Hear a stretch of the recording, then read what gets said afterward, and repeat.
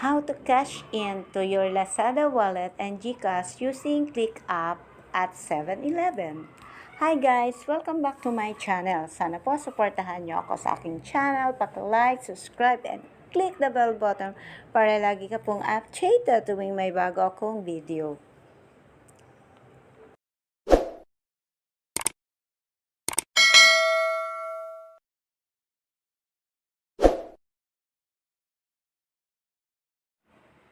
So guys, kung pipila ka sa 7-Eleven dito sa kiosk machine, minsan madami yung nakapila dito, tapos minsan sira pa yung kiosk machine.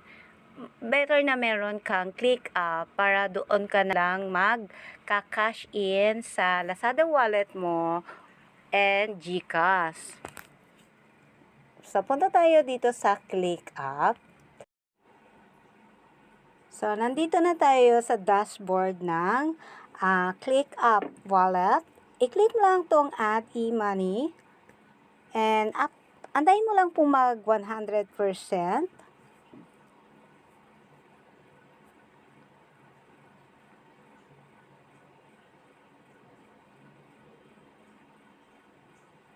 And then dito, pipili ka lang ng provider mo na kakash inan mo. Kung gusto mo si GCash or Lazada wallet, so ang pipiliin ko ay si GCash. Then, i-click mo lang tong GCash Cash In. And then dito, mag-type ka lang ng mobile number ng iyong GCash.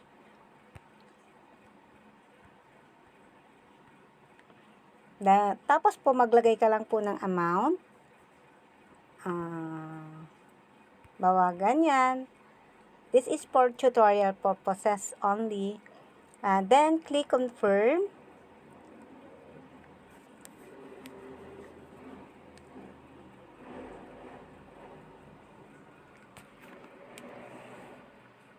At ito na po yung barcode na na-generate natin. Kapag po pala tayo ay mag-cash in sa ating ClickUp wallet at papuntang GCash or Lazada wallet, make sure po na may data tayo at make sure din po na sa pag-generate natin ng barcode ay nandun na tayo sa mismong 7-Eleven kasi madali lang po itong nag-e-expired.